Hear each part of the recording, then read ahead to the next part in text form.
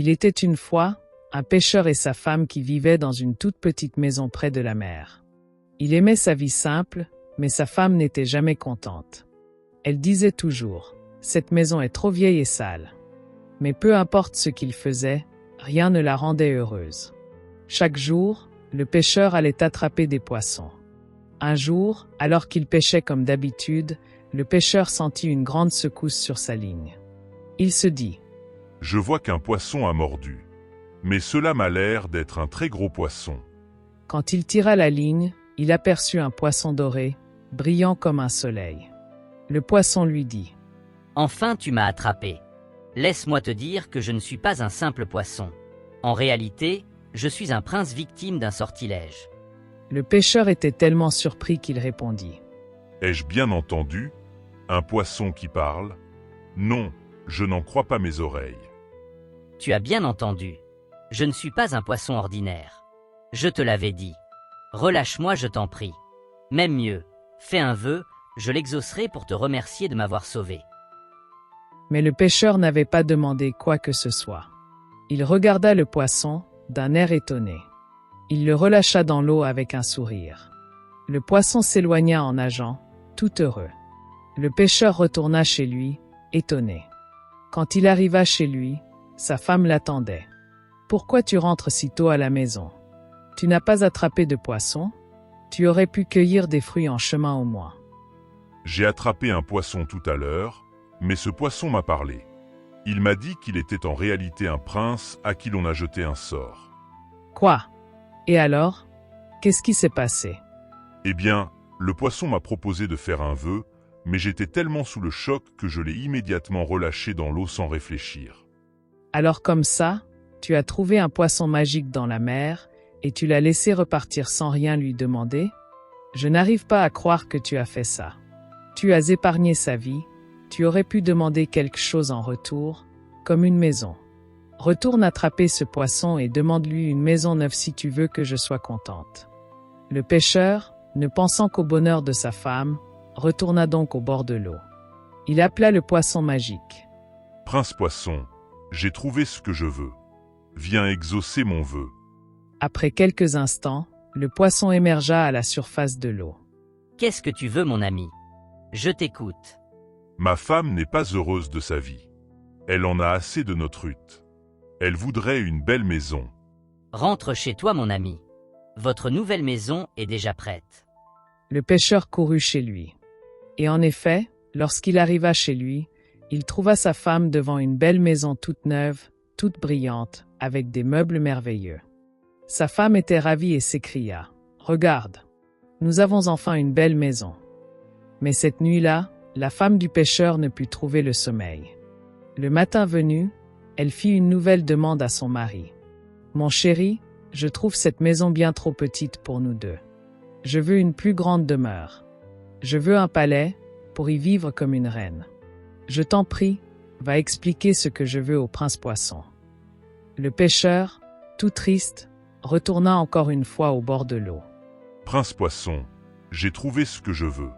Viens exaucer mon vœu. Ma femme n'est toujours pas heureuse. »« Qu'est-ce que tu veux, mon ami?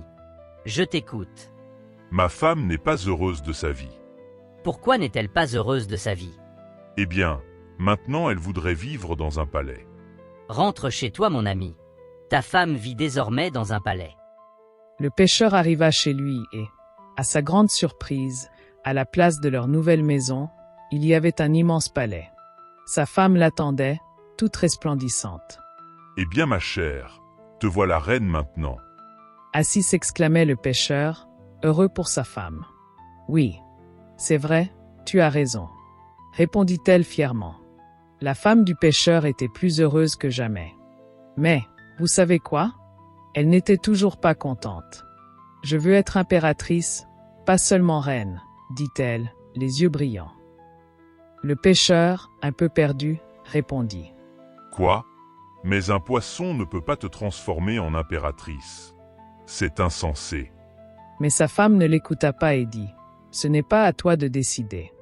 Retourne vite voir le poisson et demande-lui de faire de moi une impératrice. » Le pêcheur, bien que désespéré, obéit et se rendit à nouveau à la mer. Arrivé près de l'eau, le pêcheur appela le poisson magique. Prince Poisson, ma femme a encore un désir. Elle n'est toujours pas comblée. Que veut-elle cette fois? Elle souhaite devenir impératrice. Elle veut être impératrice? Très bien. Rentre chez toi, elle l'est à présent. En rentrant, le pêcheur vit un palais encore plus grand qu'avant, entouré de gardes. Sa femme, resplendissante, régnait comme impératrice. Le pêcheur, un peu fatigué, s'approcha de sa femme et lui dit Et voilà, tu es devenue impératrice. Es-tu contente? « Pas encore. Nous verrons plus tard. Cette journée m'a épuisé. Allons nous reposer. » Le pêcheur s'endormit en priant pour que sa femme n'ait plus de désirs extravagants. Mais cette nuit-là, elle ne pouvait pas dormir, et dans sa tête, un autre désir commença à grandir. Une semaine passa, et elle convoqua son mari. « Mon cher, je veux contrôler le temps. Je veux régner sur le soleil et la lune, vivre au-dessus des nuages. » Le pêcheur, épuisé, répondit. « Mais pourquoi veux-tu cela? Maintenant tu as tout ce dont tu as besoin pour être heureuse. » « Si tu veux que je sois heureuse, je t'en prie, va demander au poisson de réaliser mon souhait. » Insista-t-elle. Le pêcheur, le ciel nuageux, se rendit encore une fois à la mer et dit « Prince Poisson, ma femme n'est toujours pas satisfaite. Que veut-elle cette fois?